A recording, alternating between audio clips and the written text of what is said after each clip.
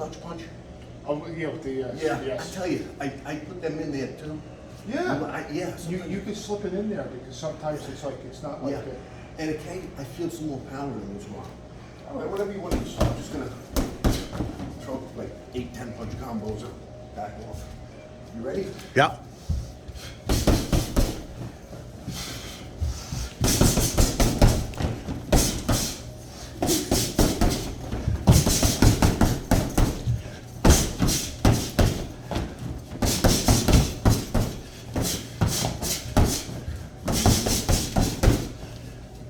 Larry, Gentlemen, how are you, man? Good, good. Looking good, man. good to see you. You got here early. Yes, sir. Wow. Good deal. Yes. I don't know if I can do the last round. I'm getting tired.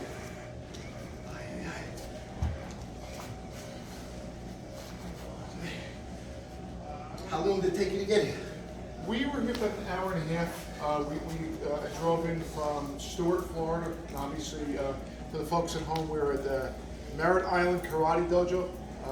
With we don't need to really mention who we're speaking with here today. But Larry, it's an absolute pleasure.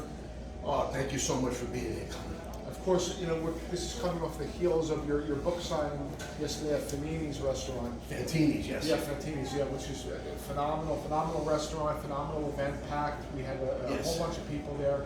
It was good to see you, question and answer, you know, signing books and autographs and whatnot. How does that make you feel? I mean, after, Well, you know what? It's humbling. Yeah. When people get to know my story, where I came from, being involved in the mob life, it was to be able to come back and be welcomed that way. It's a good feeling because I didn't start out in life that way. Mm-hmm. I was an athlete, martial artist, as you know, and I studied under Lou Neglia, four-time champion, and it's humbling. Yeah. And Lou Neglia, of course, is out of Wines, a long time written as a fight promoter, Ring of Combat. Actually, there's more UFC fighters more fighters that signed to the UFC, his organization, I think, than just about any other organization out there. And Neglia's the real deal. Yeah. Oh yeah. No, he proved himself in the ring several Yeah. times, and he was great sensei. Yeah. And when I started teaching, I used a lot of his theories, a lot of his attitude. I tried to take bits and pieces after that, because as I got to Florida later on, I trained with Don the Dragon Wilson, Donnie Hare, may rest in peace, Phil Collins, Dave DeQualo.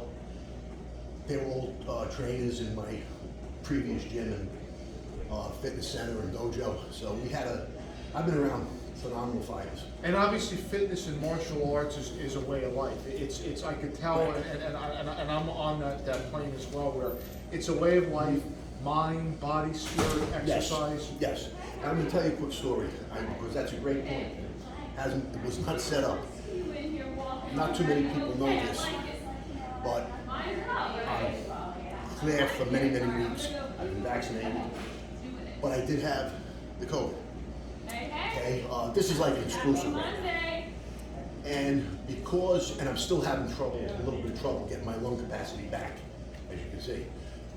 But when I got it, because of my condition, I started feeling the inklings on Sunday night, got to my pharmacist Monday, gave me the proper medication, whatever I trust my pharmacist a lot.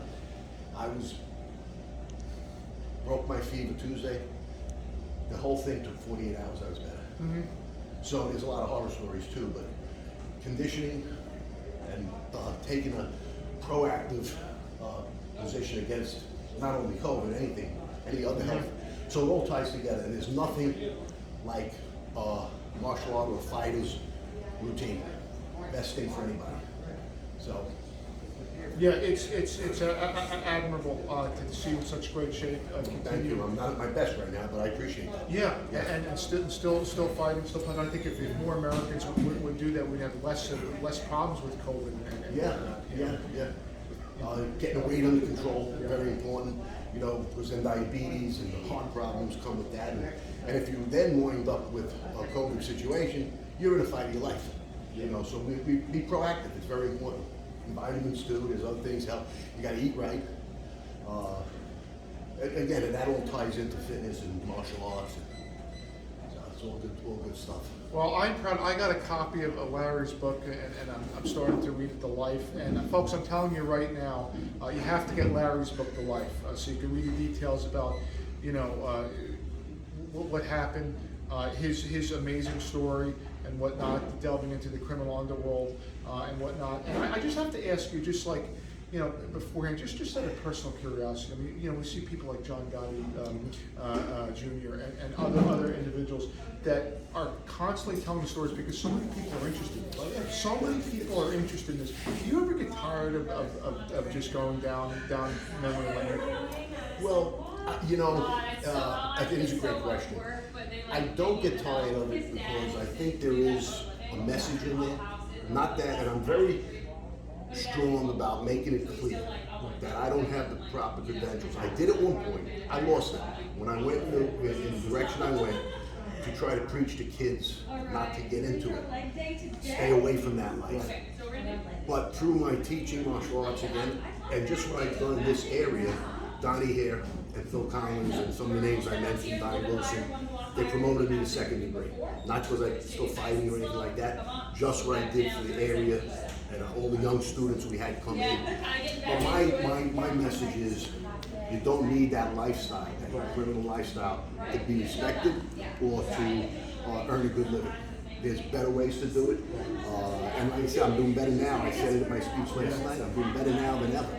It has nothing to do with my book because I just, I'm still promoting that. It's the things I worked hard on that have made me a better person today. Just, the gist of it is you were working as a delivery boy, went to deliver groceries to a house, and ended up having an affair with the women that you delivered groceries to who was older. I know that, you went over this, but how did that happen? Because it sounds like a fantasy come true for a young man. It was. It was. My father, may he rest in peace, even said he doesn't know if he could have turned that situation down. He's a lieutenant for 25 years in the fire department, great man.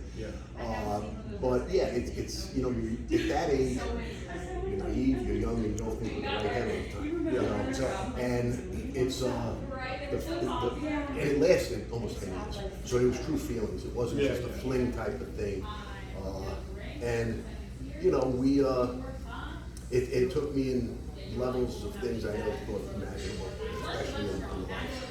And it gets even crazier because the woman, turns out, was the wife of Gregory the Grim Reaper Scarpa. And I'm scared of reading about this guy on Wikipedia. I've seen documentaries on this guy. He was a real terrifying individual, but you assumed he was a businessman. Well, at the beginning, based on what she had said, he traveled a lot, he's away on business a lot. So again, a young 17, naive kid will believe all that. And then if that same circumstance came up 10, 15 years later, I wouldn't believe all of it. You're a little bit more polished, you learn more about life, and you say, it's not adding up. But being 17, I didn't care if it added up. I wasn't even thinking about that. So but ultimately he sat me down and he explained to me that he was okay with the situation. And in hindsight, I know why now. Because he had several other wives that he had to juggle his life around. So I helped him out and made his life easier. How did you find out who he was? Well, she told me eventually. She told me, after I met him and explained, but we have to keep this super secret, which we did. But we did start taking chances, and ultimately I got paranoid. I was ready to end this whole thing, and that's when she told him about it. So, yeah, and so you had an idea how dangerous he was and how feared he was. Not at that point, because I wasn't a historian. I wasn't around mob guys. I did have an uncle Albert, who our friend met his son Joe, my cousin, and but to really understand violence and murderous ways, you have to be much closer. And as I got closer, as a few years went on, that's when I learned how dangerous it is. The FBI believes that Scarpa may be involved with 120 murders, which is even hard to fathom. Do you think that figure could be accurate? It's probably low. He told me early on you know, like early on, I mean, at 5, 6, 7 years after I was with him, I was probably 25. He told me stop counting at 50. Okay, stop counting. Okay, I know of 25 myself with him. You know, not that I was on everyone, but I was some part of planning, or I knew it, or I picked them up afterwards. Like I said at the speech, I bought a shovel, gave a guy a flat. There's all different levels. Ultimately, when the war came, I was involved in 4 murders with him, where I was a shooter. Yeah. So, you know, yeah, guy says 120, that's what they know about. It's guaranteed several more that they don't know about. And I also know that he did a few that were not on record, where he didn't even tell the family. So there's, my guess is the 200 area, my guess. Yeah, because and you spoke about this last night, just you know, turmoil, the different factions, you know, between the families and whatnot. And you know, I mean, you were still very young at this time, and you know, it's almost commendable that you didn't run away, because I think a lot of people at that situation, once they realize, would probably run away. Well, yes, and I was advised to do that by my Uncle Albert, my father. Even though my father didn't really know exactly how deep I was, my Uncle Albert started understanding. But in that life, now I was there around 10 years. Okay, I'm 28 when this war starts, and loyalty is everything, and trust. So he told me that I am his most closest, loyalist friend he has ever had. You know how that touched me? I could never turn on this guy. This is how I felt. And he didn't want anybody else. Guys that were around him longer than me weren't allowed around him. He was afraid somebody's going to turn on him. But me and my best friend Jimmy, he trusted 100% because he knew how me and Jimmy tight we were. So I never thought about working. And as the war was raging on, the thing that I worry about in my own head most, and maybe it's part of martial arts, not to have fear, not to, you know, just roll with the punches, so to speak. There were bullets pinging around me. There was a situation where we were in a car, and we knew we could never take our eye off our surroundings. We had to go meet friends in a diner. We come out to the car, the 3 of us, me, Jimmy, and Greg, get in the car. Just as soon as the door's shut, there's 2 rows of guys walking on each side of the car. None of us panicked. None of us grabbed our guns. Jimmy didn't start the car to try to run away. We sat there, resigned to die. I thought we were done. Turns out, there's a funny ending. They all had bowling bags in their hand. They were a bowling team coming out of the diner, and they were going to the car behind us. But we didn't know that until after there was no shots fired at us, and we looked down and said, oh my God. But from that minute on, we never, Jimmy had that mirror, Greg had that mirror, I was looking around, I had the scanner, we were on top. We said, never, let that be a lesson to us. Those guys could have killed us right here. But what scared me most of all was that we let our guard down. I wasn't afraid to die. And Jimmy said the same thing afterwards. He says, isn't that's the scary part? Yeah, it's so we got so desensitized. Yeah. We got so into this life, the style that, you know, we just, the fear was gone. It was, you know. And you talked about this last night, and I've seen this on YouTube, where the mafia slowly develops a person into the killing process. It's almost like you call it grooming, Right. Where, you know, they started out talking about a person's sense of justice, and they send you along to deal with someone who may have, you know, done something, and then it just gets progressively worse from there. Very true. You know, the movies will show you, you know, a guy killing his best friend on his first date. Right. Not likely to happen because if they came to me when I was 21 to kill my best friend Jimmy, I'm going to tell Jimmy, get out of town. I'm not that loyal yet to the family. As time goes on, you owe them, and they do favors for you, then it's easy to have them tell you to kill anybody, you know, which is, I was lucky enough that that didn't happen. But they do. The first thing they do is find a trait in you that they want you in with them. Typically, it's a good family, somewhat a decent education. They don't want thugs. They don't want these swindlers and guys that hang out in the street robbing. Like I answered one of the questions last night, those guys came to us. That little petty whatever will go rob his grandfather's Rolex and come and sell it to us for $500 because he needs $500. Okay, then he'll want to hang around and say, "See, I get this stuff," and they try to work them. They're never going to get anywhere. Okay, you get somewhere with loyalty, earning, and then ultimately showing you can do what you're asked to do. It's a slow process. Yeah. And somebody once said, I would have mentioned his name, but we're not very tight anymore. And he said it well, that there are racketeers and there are killers that make it to the top. If you're a racketeer and you're a big earner, you'll move up. If you're a killer, you'll move up. Greg was both. It's not me saying it. This was a heavyweight from his family saying it. And he also said that Greg's whole crew. Now I don't mean the hangers on. The guys that got in his inner circle. There's probably a dozen of us that were all racketeers and ultimately killers also. Yeah, and that brings me to the next question. I don't want to fixate on murders, but this is just such a big part of organized crime. There was one thing in particular I want to ask you about that I read in an interview. Describing the hit you carried out, you said, I aimed right behind his ear. I saw his whole face fly off, including his nose, and hit the windshield. It was chilling. Now, obviously, that's very, very chilling to even read out loud and to do alone, actually. How did you rationalize that sort of violence to yourself? Well, I'll tell you, you picked that one. It was the one of two that got really bloody at the end. But this guy, Nicky Black, the guy you're talking about, he was a heavyweight on the arena side. Powerful man. Consigliere.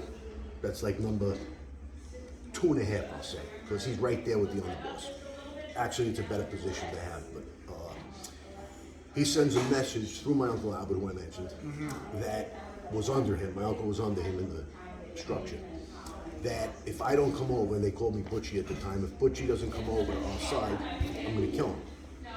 So, needless to say, my uncle got that message to me, as well as some other people that were in his club that wanted to remain our friends because they knew we may win.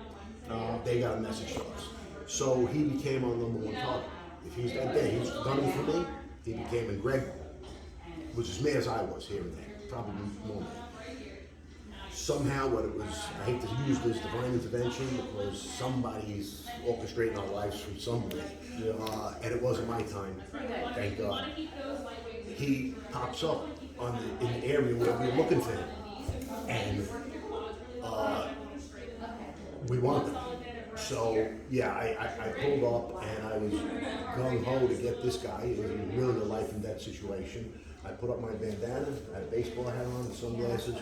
I reached out, and yeah, I got real close to him, and I'm surprised he didn't turn and look. But what I believe happened was we were set up like off-duty cops or cops doing surveillance. We had, camera in the window, coffee cup in the window. We looked like cops, I think. I think he thought we were cops. We went up on him to question him or arrest him because he got tight behind the wheel and never looked, never saw it coming. And it was pretty gruesome, but again, if it was the other way around, he would have had no mercy on me. Yeah. He said it, and he should have kept his mouth shut and stayed in the background. Once he said that, he put himself come on number one target. There's something about behavior in the life. You're supposed to behave a certain way, and you don't tell a godfather that you're going to kill his godson. That's not the way to life. So he got pretty much what he had coming to him. And and there's certain times, I can go from that little bit of cold-heartedness. I know that sounds cold, but you gotta live it. You gotta be the target. I was the prey for this man. He was coming to kill me. It's horrible to discuss, but previous to the war, when I talk about things, I get choked up, and it's not an act. I don't like the road that took me to this war, but once you're in it, there's not much you can do. Yeah, and your perspective has changed. I mean, it certainly has changed. I think with your decision when you cooperate with the authorities. How hard was that on a personal level? I mean, was it worse when the prosecution you were cooperating with fell apart? Well, not really. It becomes, I don't want to say a business decision, but a life, a fork in the road, and I was extended. But I don't want to say an olive branch, but what they extended to me was an out, okay? Because this was becoming very public.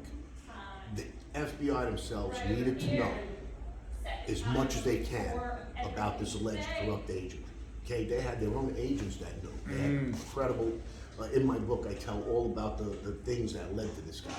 Okay, and we had, one example was my boss wanted to get one of the heavyweights on the other side, Bill Catola, by dressing as FBI agents. Now, not me and him, because Billy knew us, but have some of our guys get cheaper suits and just walk up. So I said, yeah, he's going to have to have a badge and credentials. He tells me, don't worry, I can get it. That's a small piece of evidence. We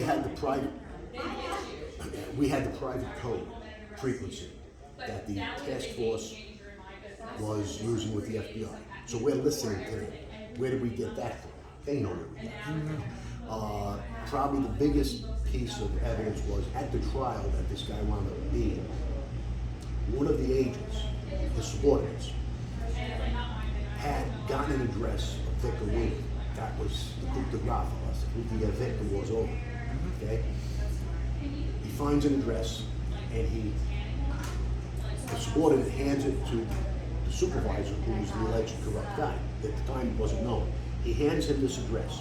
Somehow or another, that address, now those two guys, the only two that had it, winds up in Greg Scarpa's pocket. And it's a wrong address. There's no house on that lot.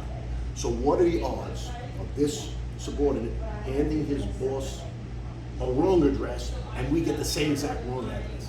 So there was things like that, and there was a parade of witnesses. Greg Jr. came in,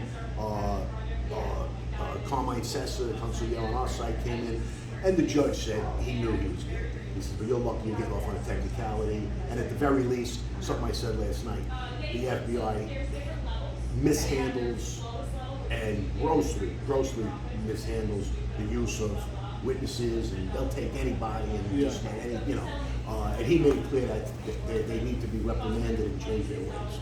Well, one thing that came up last night, this is a very, very good point, is that most people believe if you cross the mafia, you're targeted for assassination. But we've seen several high-profile former mobsters testify against their associates without being harmed. Why is it that these high-profile cases, including yours, seem not to result in severe consequences for organized crime? Well, let's think about that. A lot of times, it's the bosses themselves that cooperate. On the lower level guys, like Gas Pipe, Sammy the Bull, these guys were bosses. Al Diarco, Matty the Horse, it goes on and on and on. So they shouldn't be able to give up underlings. It really should be the other way around, if anything. Not that that's right either. They should have to build evidence and not convict guys to life just on a say-so. That's my opinion. It's the opinion of a lot of people. But if you do, they're probably learning their lesson. The murders just bring life sentences, so they're getting tired of facing the situation. And also, if you kill a witness, I'm pretty sure it's a death penalty. You're going to get a death penalty if they convict you. So there's a lot of deterrence, and I believe the mob today is pulling back on killing for that reason. And I was going to answer a guy last night, but it was in a restaurant. I would, if I was in charge, and you had to set somebody straight or penalize them for something, I would give them a beating. Okay. It's not murder. You're not facing life. Now, if the guy shows up again when he's out of the hospital a month later, you beat him up again. You just keep beating him up until he leaves. And then you got him out of the way without facing that. Now that being, again, that's the old school thinking, and if I was in life. I'm not saying that's a good thing and I want to go back to that. Yeah. But if those guys are out there doing it and they want to survive, stop the killing. So in that regard, Larry, just listening to this, would it be logical that there'd be guys that would be lying and committing perjury to save themselves? Absolutely. And then if you get a corrupt prosecutor, and I'm never going to mention names because it wouldn't be a good thing for me, but they know who they are. They have to live with it themselves, but there are prosecutors that will allow you of course, and coach you. Not all of them. Yeah. There were some that were, but unfortunately my case has a terrible stink to it. Yeah. Based on Greg and the agent and some prosecutors that were. But let's get real. A lot of prosecutors, they make their bones on these cases, and you're dealing with guys that are trying to save themselves. Right. So it's the perfect storm for perjury. Well, And let me ask you this. Let me ask you this question. A lot of positions you have to put in 20 years, like a fire department, civil servant. If you're a prosecutor, you can work for 4 or 5 years, then jump fence, and now start charging $200,000 a case. I don't think that's worse than me selling a book, if you ask me. And I'm going to tell you why. These prosecutors, when they're up there, they're saying, and use me, Larry Mazza is reformed, he's a good guy now, he's telling the truth, he's doing a heroic thing, they go on and on and on. 5 years later, that same prosecutor is saying, Larry Mazza's trying to help himself. He's a liar, you can't believe him, he's facing life. So, it's a conflict of interest. They should not be allowed to go from prosecution and jump the fence. Maybe 20 years later, when all the cases are different, and there's different witnesses, and there's different criminals, but there were guys that were prosecutors, and now 2 years later, they're representing the guys that prosecuted. Or the guys in the same circle. Our judge took himself off our case, you know why? It's in my book. He said, I've been on so many Colombo cases that I feel like an honorary member. He says, and you can't get a fair trial with me. He said, I think you're all guilty. I'm recusing myself. And he took himself off, and then we wound up with the one I mentioned last night that made that ruling earlier on about the fire department, and then 10 years later he sentences me. So, Why do you think you were able to survive these Buddha Mom wars and everything else happens? Is there something about you as a person, an element of luck? Or? well, I'm not going to say luck at all. You know, again, in that life, there's a lot of, some people aren't like this, there's a lot of folks. They dropped out of school, they're petty thieves, they're drug users, they're not that smart. So getting above them and distancing from them and being able to outsmart and outmaneuver them is not a big deal. But once I moved up, they were equally as smart guys. Now it became who was more treacherous, who was more devious, who was ready to kill faster. It's a whole different world. So I think I survived it by balancing nerve and brains. A lot of guys that get killed, they have more nerve than brains. They don't have respect. They're not loyal. I was smart enough to know where I could make my moves, where I had my battles. It's all just a big business, and it's like politics. You know, I would never get into that last night. I won't get into it now, but you can argue stuff back and forth, and people just don't agree on things, no matter how much sense you think you make it. well, Larry, how do you define politics? Oh, you love this. It's from an old word. I believe it's Latin. Poly, P-O-L-I, meaning many. Ticks, blood-sucking insects. Politics. Yeah. Okay, many blood-sucking insects. Most people would agree with that. Yeah. Oh, yeah. Absolutely, absolutely. So, yeah. So it's as a matter of fact, we were our own government, and that's something that agent told my boss. That's what we're after. We want to break down your government. We don't care if there's a Shylock on one corner, a bookmaker on the other corner. We're not going to allow structure where there's a There's an old saying, Larry, never outshine the master. And I think our government views themselves as our master, which is so antithetical to what we're supposed to be as a country. It's getting out of control. It's getting out of control. Yeah, I agree with that. Trying to impose their will on us in every possible way. But I don't think it's going to happen. I think there's enough strong-willed people to keep. Well, what do you think of that quote in conjunction with this? Never outshine the master. Like you said, if you become too powerful, it doesn't matter if it's the mob, if it's any organization. What do they say about, like in martial arts? I don't think it's really true, but it was something that was said that the master will never teach you everything, because then you'll be better than him. Sort of like that. I had an old quote that I used in a teacher-student match. I taught you everything you know, but not everything I know. Yes. That's I've heard something like that. Yeah. It's true. Very true. We've been interviewing many people connected to organized crime. Matthew and I, we have a new podcast called Mob Chats, which we're so excited about. And one of which we did a press conference recently was with John Alite. Is Alite somebody you've crossed paths with before? You know, it's funny. I never met him in the street. I knew of him, and at that time, I knew he was tight with John Jr. So you would know that, just like people knew me because I was tight with Greg. They would know Greg before me. I met Johnny later on, afterwards, after we all had our problems, we were back out in the free world and we were trying to move in a better direction. And I happen to like the guy. I think he's more on that path of advocating to help kids. That's what got him on this path, and I believe he means that. And like I said, I'm not against that. I just have my different way of presenting that case. But I like John a lot. I think they talk about, they try to make him some kind of liar, some of these stupid podcasts that are out there. I don't believe it. I don't think he has to lie, especially when you came clean and you're moving on with your life. Some of these guys that are calling him a liar, to me, are disgruntled. They were losers back then, and they're still losers. They can't find their way in life without bringing somebody down. It's like the drowning victim that will bring you down with him instead of accepting your help. Sure. And I put messages out there to this day, because they tried it with me, but I ignored them. I have a reputation, and I have documentation that people slandering me, they could never overcome proof that I have. So Now, I don't engage in the arguments. But I will tell them this, because I'll never take the low road. I'm on the high road, and I'll say it again. If they learn to behave right and reach out to me, I'll do anything I can do to help them. I do that for friends and people that were once friends.